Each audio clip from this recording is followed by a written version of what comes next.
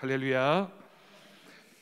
몇 주 전에 8월 중순이었는데 저희 어머니 돌아가신 지 이제 3년째 되는 기일이었습니다. 그래서 부산에 저희 가족들이 내려가서 아버지가 늘 고맘때쯤 되면 예배 같이 드리자라고 해서 예배를 같이 드리고 이제 식사도 하고 올라왔습니다. 올라오는 길에 제가 좀 마음이 울적해가지고 농담 반 진담 반 그 차에 3명 타고 있었거든요. 저희 가족 3명 타고 있었는데 엄마 없는 사람은 나밖에 없네, 이렇게 얘기를 하니까 저희 이제 와이프가 가만히 있더니만 아빠 없는 사람은 나밖에 없네. 그러니까 저희 어머니하고 저희 장인어른하고 나이가 같습니다. 근데 이제 장인어른이 조금 일찍 돌아가셨고 저희 어머니가 이제 돌아가셨거든요. 듣고 보니까 그래도 엄마 없는 게 더 불쌍한 것 같은데 여러분 어떠신가요? 엄마 없는 사람이 더 불쌍합니까? 아빠 없는 사람이 더 불쌍합니까? 결론이 뭐였냐면 제 딸을 보면서 네가 제일 행복하네, 너는 둘 다 있으니까. 그게 결론이었습니다. 오늘 우리 특송하신 권사님 집사님들 보면서 이렇게 연로하셔도 찬양하는 모습이 너무 아름답고 은혜가 되는 것 같습니다. 정말 건강한 모습으로 또 주님 부르시는 그날까지 예배하고 찬양하고 기도하면서 하나님 앞에 믿음으로 살아갔으면 좋겠습니다. 자주 특송하셨으면 좋겠고요. 그리고 우리 원로 은퇴 장로님을 비롯한 우리 연세 드신 남자분들도, 남자 성도님들도 기회가 되면 한번 또 준비하셔서 특송하면 좋겠습니다. 자, 오늘 말씀은 우리 사무엘상하의 마지막 말씀이 되겠습니다. 22장 우리가 1절에서 4절까지 읽었는데요, 전체 1절에서 30절까지의 말씀을 우리가 함께 나누려고 합니다. 자, 거리줌입니다. 1번입니다. 22장에 나오는 다윗의 노래를 읽으면 어떤 감정이 솟아나는가? 다윗이 자신의 인생을 돌아보면서 이제 마지막, 아마 우리 오늘 특송하신 권사님 집사님들처럼 나이가 많이 들었을 때 자신의 삶을 돌아보면서 쓴 시라고 생각이 되어집니다. 감사와 감격이 있고 또 경외심, 하나님을 향한 믿음을 지켜야 되겠다라는 그런 마음의 고백으로 찬양합니다. 특별히 우리가 인생을 돌아보면 사실은 죽음의 위협이라고 할 수 있는 많은 고난과 어려움이 있지 않습니까? 그런 속에서도 하나님이 지켜주셨다라고 하는 그 고백이 바로 우리의 믿음의 내용이 되겠죠. 돌아볼 때 고비고비마다, 상황마다 하나님이 지켜주셨고 하나님이 구원해 주셨다, 그런 믿음의 고백을 담아서 다윗이 길게 쓴 시가 사무엘하 22장 전체에 기록되어져 있습니다. 자, 2번입니다. 이 시의 배경이 되는 것은 어느 시기에 있었던 일 같은가? 여러분, 이 시는 다윗이 사울 왕의 또 여러 대적들로부터 구원받은 후에 그의 생애에서 많은 위기들, 사울 왕도 있었지만 대적들도 있었고요, 심지어는 자기 아들 때문에 많은 고난을 겪기도 했습니다. 그 모든 위기들을 지나 왕권이 안정된 시기에 드린 찬양으로 보여집니다. 22장 1절을 보면 여호와께서 다윗을 모든 대적의 손과 사울의 손에서 구원하신 날에 지었다라고 할 수 있는 것이죠. 여러분, 그런 표현이 있죠. 돌아보면 다 은혜입니다 라는 고백처럼 우리가 지금은 좀 어려움 가운데 있다 할지라도 지나온 삶을 돌아볼 때 하나님의 은혜 아닌 것이 없었고 우리는 하나님의 은혜로 살아가기에 감사할 수밖에 없습니다. 3번입니다. 이 시의 구조를 몇으로 나누어 생각하면 좋을지 말해보자. 여러분, 먼저 이제 30절까지 전체적인 내용을 보면 이렇게 구분할 수 있습니다. 1절부터 4절까지를 보면 하나님을 찬양하는 선언이 기록되어져 있습니다. 그리고 5절에서 20절까지의 내용을 보면 다윗이 경험했던 많은 고난, 그리고 그 고난 속에서도 부르짖었을 때, 기도했을 때 하나님께서 구원해 주셨다, 응답해 주셨다라는 내용이 기록되어져 있습니다. 세 번째 부분은 21절에서 28절까지입니다. 이 말씀에는 하나님이 공의로우신 분이시기 때문에, 하나님이 의로우신 분이시기 때문에 하나님께서 내 믿음을 보시고 나를 의롭다고 인정하셨다라는 내용이 이제 21절에서 28절에 기록되어져 있죠. 여러분, 다윗이 의인인가요? 우리가 사무엘서를 쭉 이렇게 살펴봤는데 의인이었습니까? 물론 믿음으로 살았던 인물임에 틀림이 없지만 실수도 하고 또 끔찍한 죄를 저지르기도 했습니다. 하지만 하나님은 다윗의 중심을 보셨고 그 마음 가운데 있는 믿음을 보셨기 때문에 하나님께서 다윗을 향해 의롭다고 인정하셨습니다. 우리도 마찬가지입니다. 우리가 평생을 살아가면서 실수하지 않고 사는 사람이 어디에 있을까요? 죄 짓지 않고 사는 사람이 어디에 있습니까? 하지만 하나님께서 우리의 믿음의 중심을 보시고 의롭다 인정하실 때 우리는 하나님 앞에서 의롭다 인정받는 사람이 될 줄로 믿습니다. 마지막 29절과 30절을 보면 앞의 내용이 지금까지 살아오면서 하나님이 나에게 베푸신 은혜에 대한 고백이라면 29절과 30절은 하나님이 앞으로도 나를 도와주시고 함께 하실 것이다, 하나님이 인도해 주실 것이다 라는 확신을 고백하고 있는 찬양입니다. 여러분, 사실은 우리의 찬양이 다 이래야 되는 거죠. 하나님이 우리에게 주신 은혜에 감사하고 또 앞으로도 하나님이 나와 함께 하실 것에 대한 기대와 소망의 마음으로 또 감사하는 것이 우리의 믿음이 되어야겠습니다. 자, 4번입니다. 다윗이 잘 사용하는 특별한 단어들이 무엇인가? 이런 단어들은 주로 어떤 경우에 사용하는 단어들인가? 여러분 쭉 살펴볼 텐데 다윗이 쓴 여러 시가 있습니다. 오늘 사무엘하 22장 읽었지만 다윗이 쓴 시들은 사실 시편에 참 많이 있죠. 시편을 읽다가 다윗이 썼다 안 썼다를 이렇게 구별할 수 있는 여러 가지 표현 중에 다윗이 참 많이 사용하는 단어가 있습니다. 그런 게 있잖아요. 사람이 얘기할 때 자기가 즐겨 사용하는 단어가 있습니다. 그죠? 어떤 분들은 아이고 죽겠다, 아이고 죽겠다, 이게 늘 사용하는 단어인 분이 있는가 하면 어떤 분들은 참 감사하다, 감사하다 이렇게 얘기하는 게 언어 습관인 분이 있습니다. 어느 말이 더 듣기가 좋습니까? 죽겠다, 죽겠다 하는 사람 옆에 가면 정말 죽을 것 같습니다. 그 사람도 죽을 것 같지만 듣는 나도 왠지 마음이 우울해지고 힘들어집니다. 하지만 어떤 사람은 늘 좋다, 기쁘다, 감사하다라는 표현을 자주 사용하면 정말 마음이 그렇게 되는 것 같습니다. 다윗이 어떤 단어를 자주 사용하는지 살펴보겠습니다. 여러분 2절을 보면요, 하나님을 향해서 반석과 요새와 피난처이시다라는 표현이 등장합니다. 여러분 반석과 요새와 피난처의 전제가 뭐냐면 위험이 있다는 거예요. 근데 그 위험으로부터 하나님은 나를 보호하신다, 반석이 되어주신다, 요새이시다, 피난처이시다. 3절을 보면 방패와 구원의 뿔과 산성이라는 표현도 등장합니다. 이런 것들은 다 군사적인 용어죠. 어디에 사용되어지는 겁니까? 전쟁에서 하나님이 나를 보호해 주신다, 하나님을 이렇게 방패요, 구원의 뿔이요, 산성이다 이렇게 표현하고 있습니다. 여러분 우리의 인생이 때로는 전쟁과 같이 지나갈 때가 있습니다. 그때 하나님이 방패, 구원의 뿔, 산성이 되어 주실 줄로 믿습니다. 8절에서 16절까지의 말씀 보면 긴 말씀 가운데 또 하나님의 초자연적인 임재와 하나님의 심판을 표현하는 또 이미지들이 있습니다.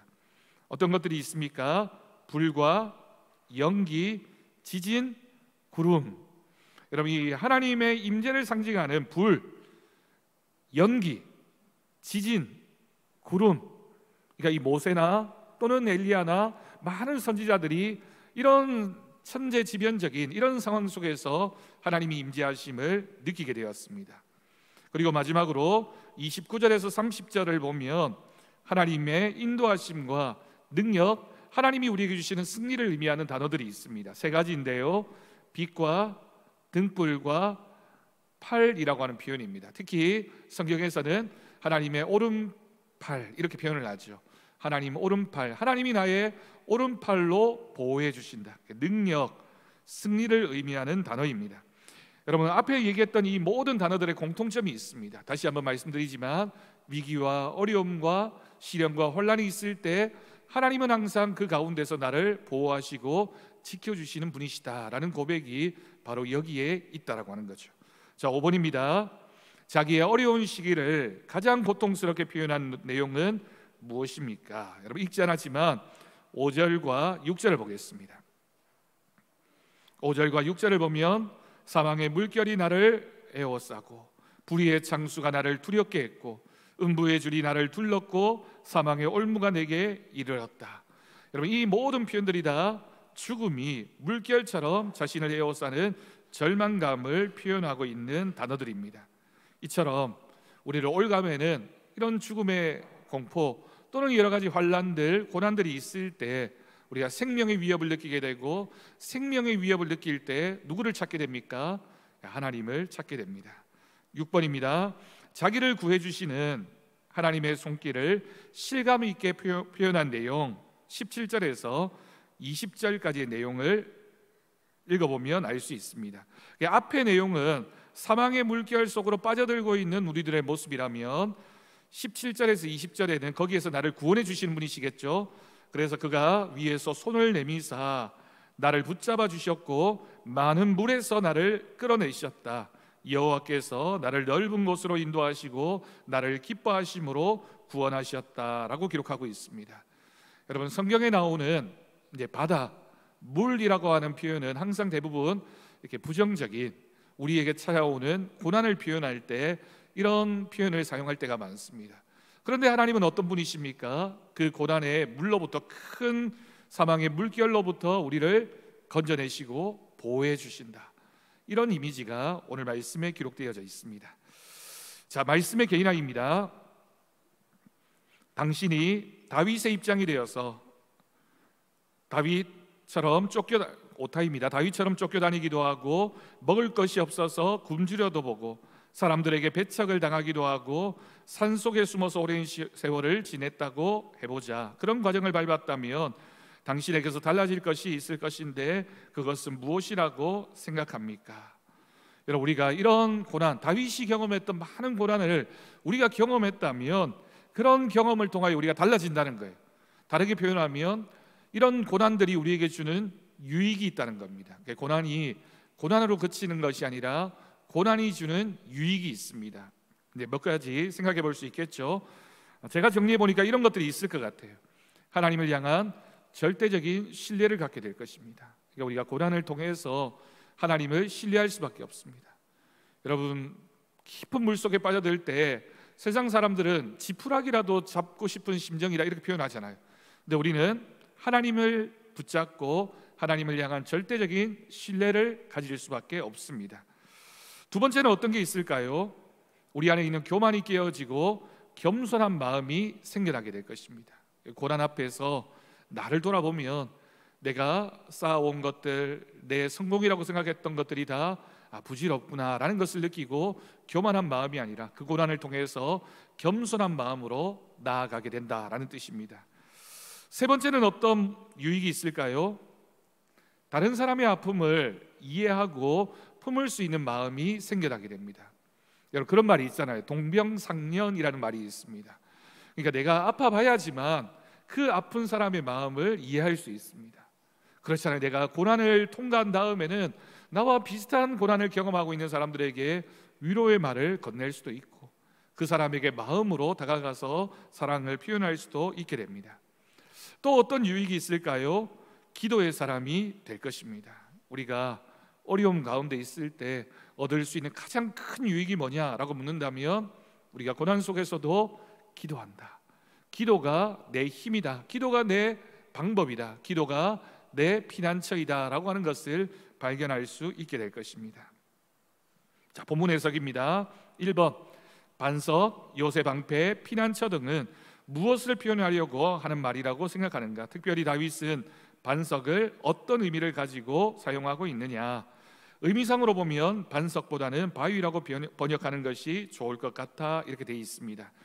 여러분, 여기에 기록되어진 이런 반석, 요새, 방패, 피난처는 위험으로부터 우리를 보호해주는 구원의 상징입니다. 다윗이 처했던 많은 위기와 전쟁 속에서 하나님은 늘 다윗을 지켜주시는 분이셨습니다. 특히나 여기에 반석이라고 표현되어져 있는 이 표현은 우리가 디딜 수 있는 안전한 바위 이런 뜻입니다. 히브리어로는 셀라라고 하는 단어를 사용하는데 우리가 그것을 딛고 서 있으면 흔들리지 않는다는 거예요. 거기에 발을 딛고 있으면 우리가 결코 무너짐이 없다라고 하는 뜻입니다. 그래서 이 반석, 이 바위라고 하는 뜻은 절대적으로 변하지 않는 단단한 우리의 믿음을 표현할 때 이렇게 표현합니다. 하나님을 향해서 하나님이 우리의 의지가 되어주시고 하나님이 우리를 든든히 받쳐주시는 반석이 됨을 우리는 믿어야 하겠습니다. 자, 2번입니다. 죽음의 물결이 자기를 에워싸고 죽음이 자기를 두를 때에 다윗은 이것을 이기기 위해서 어떻게 했다라고 기록하고 있습니까? 여러분 7절을 보면요, 여호와 하나님께 아뢰며 여호와의 이름을 불렀고 하나님께 부르짖었다라고 기록하고 있습니다. 이 표현들을 한마디로 표현하면 기도입니다. 절망 가운데 있을 때 억지로 내 힘과 노력으로 이기려고 든 것이 아니라 기도했다는 뜻입니다. 하나님 앞에 엎드려 기도했다. 여러분, 이 기도는 사실은 몸부림이라고 할 수 있겠죠. 정말 소리 없는 절규라고 할 수 있습니다. 내 힘으로, 내 기대하는 마음으로 내 상황은 정말 절망적이지만 그러나 하나님을 향한 손을 내밀어서 포기하지 않는 것이 바로 기도입니다. 그럴 때 하나님은 성전에서 그의 소리를 들으셨다라고 기록하고 있습니다. 자, 3번입니다. 8절에서 20절까지를 읽고 다윗은 자기가 믿고 의지한 하나님을 어떤 하나님으로 표현하고 있다고 생각이 되느냐.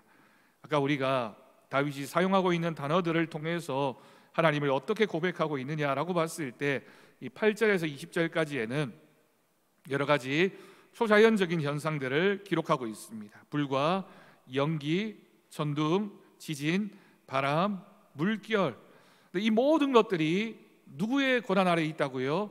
하나님의 능력 안에 있다. 하나님께서 모든 것을 다 좌우하신다. 우리가 하나님을 천지의 주제, 천지 만물을 만들고 다스리시는 분이라고 고백하는 것은 우리가 경험하는 모든 자연적인 것들이 다 하나님의 손에 있음을 우리는 믿기 때문입니다. 자, 4번입니다. 어려움 속에서도 다윗은 어떻게 살았다고 자신 있게 말하고 있느냐.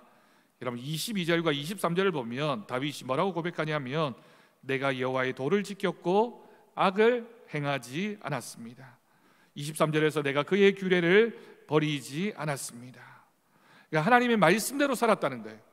다윗이 하나님의 말씀대로 살았기 때문에 24절에 가면 다윗이 또 뭐라고 고백하냐면 나는 그의 눈앞에서 완전하였다라고 고백하고 있습니다. 물론 여러분 다윗이 완전한 사람은 아니었죠. 죄에 빠지기도 하고 여러 가지 유혹과 어려움에 처하기도 했습니다. 하지만 내가 하나님의 말씀을 떠나지 않았기 때문에 하나님께서 나를 인정해 주셨다. 그러니 여러분 우리가 우리의 믿음을 지켜갈 때 우리가 우리의 신앙의 근거를 말씀에 두고 그 말씀을 떠나지 않는 우리의 삶을 살아가야겠습니다. 자, 5번입니다. 29절을 보면 주는 나의 등불이다 라고 고백합니다. 다윗은 무엇을 회상하며 하는 고백이라고 생각하는가? 당신은 하나님이 당신의 등불이신 것을 체험한 적이 있느냐? 여러분 다윗이 아주 오랫동안 광야로 도망치는 경험을 한 적이 있었습니다. 여러분 광야 또는 황무지 이런 들판에 가면 정말 사는 사람 없는 어두운 캄캄한 밤을 헤매야 할 때가 있습니다. 굶주렸습니다. 집도 없습니다. 그리고 누가 나를 공격할지 어떤 짐승이 나를 해치려고 할지 알지 못합니다. 그때 다윗이 등불 하나를 지게 되면 그 등불을 통해서 어두움을 밝힐 수 있었던 것처럼 하나님이 나의 등불이 되신다. 특히나 이 고백 속에는 하나님의 말씀을 따르는 내 삶에 하나님이 비추시는 등불이 있다라고 하는 고백을 했던 겁니다. 그래서 다윗이 시편 23편에서 내가 사망의 음침한 골짜기로 다닐지라도 라고 고백하고 있는 건 다윗의 실제적인 경험인 거죠. 그런 어둡고 캄캄한 그런 골짜기를 지날 때에도 하나님께서 나의 등불이 되어 주셨기 때문에 내가 그 길을 담대함으로 잘 통과할 수 있었다라고 하는 고백을 말하고 있습니다. 자, 6번입니다.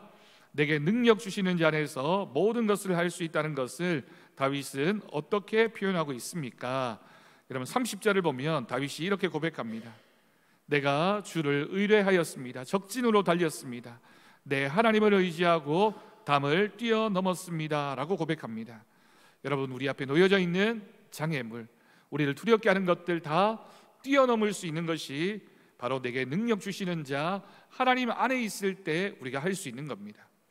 여러분, 이 표현은 내게 능력 주시는 자 안에서라고 하는 표현은 내가 슈퍼맨처럼 힘이 세진다 이런 의미가 아니라 내가 하나님 앞에 의탁하고 모든 것을 맡기면 하나님께서 내가 이 전쟁에서 이길 수 있도록, 내가 이 고난을 헤쳐나갈 수 있도록 하나님이 나에게 능력이 되어 주신다. 그러니까 내가 능력자가 된다라는 표현이라기보다는 하나님이 나의 능력이십니다 라고 고백하고 있는 다윗의 표현입니다. 자, 마지막 생활의 적용입니다. 죄의 감각이 무뎌진 세상에 우리는 살고 있다. 그럼 그렇습니다. 예전에는 우리가 죄라고 생각했던 것들이 오늘날에는 마치 죄가 아닌 것처럼 생각되어지는 그런 시대에 살고 있습니다. 그러다 보니 우리들이 하나님에게서 점점 멀어지고 있습니다. 그럼 죄가 무서운 것은 죄 그 자체도 무서운 것이겠지만 하나님과 우리를 자꾸만 멀어지게 만듭니다. 하나님은 죄는 용서하시지만 그 죄로 얻어지는 결과까지를 제거해 주시지는 않습니다.